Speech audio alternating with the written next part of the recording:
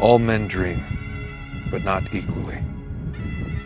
Those who dream by night in the dusty recesses of their minds wake in the day to find that it was vanity. But the dreamers of the day are dangerous men, for they may act their dream with open eyes to make it possible. This I did.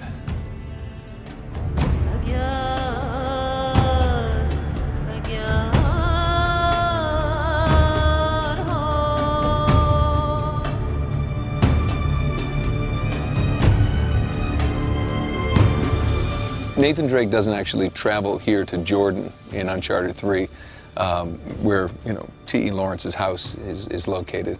But there's the historical hook that we used is that on Sir Francis Drake's circumnavigation of the world, there is supposedly about 6 months of unaccounted for time, and we're just making up the idea that he actually came here to the southern Arabian Peninsula, where the Crusaders had talked about the lost city of Ubar and the Ram of the Pillars, city of brass.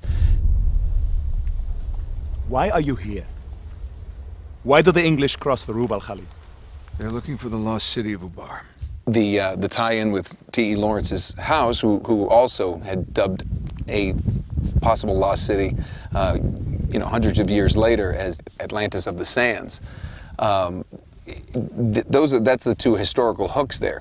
Now, Nathan Drake, who supposes he is the descendant of Sir Francis Drake, is worked with T.E. Lawrence, who also went to the Crusaders in France, where our game also goes. We're trying to tie that all together into a nice, neat package. Drake only had half the clues. Lawrence only had half. We and Marlowe has nothing. Sir Francis Drake, when he completed that circumnavigation of the globe, the Queen knighted him, and she gave him a motto, and it was Sic Parvis Magna, which means greatness from small beginnings. I guess Sir Francis Drake's lineage was not at all that great, but he rose to greatness.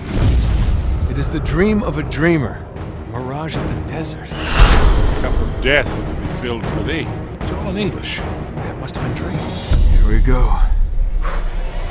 Same with T.E. Lawrence. T.E. Lawrence's surname was an assumed name. It wasn't his. He wasn't a Lawrence. He had very humble beginnings, and yet became this Lawrence of Arabia. So sort of made a lot out of his small beginnings as well. And really the same thing kind of goes for Nathan Drake. That he sort of aspires to greatness and wants to unravel these mysteries of the world. You're gonna keep going, aren't you? For what? Treasure? Hang on, I got you! All three of these men at 3 points in history all had this sort of common theme, this common background, and it's a nice intersection to have them all kind of converge in this place. Admit it. You love all this as much as I do.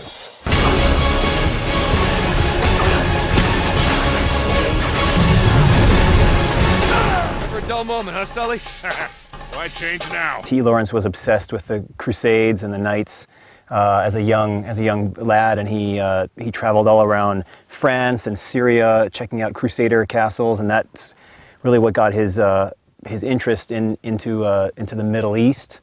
He was here in Arabia during World War I, and when he finally went back to England, he said that if he ever had a chance to go back to Arabia, he would look for this place called the Atlantis of the Sands. He actually coined that term. It was known as Iram and Ubar and the city of brass, and he was convinced that it was in the Arabian Peninsula, actually near Yemen. But so this was a big touchstone for us with Uncharted 3. I mean, we used a lot of reference from this area to model the backgrounds and a lot of the other scenery that takes place in the game, and it looks like it does in the game. It's one of the things that we like to do with these games is ground them in some real reality, and we refer to it as it passes the Google test, basically. If you wanted to search for T.E. Lawrence and you wanted to search for the lost city of brass, that's all there. That's fact. And then we use that as our jumping off point to create sort of the fiction of the game.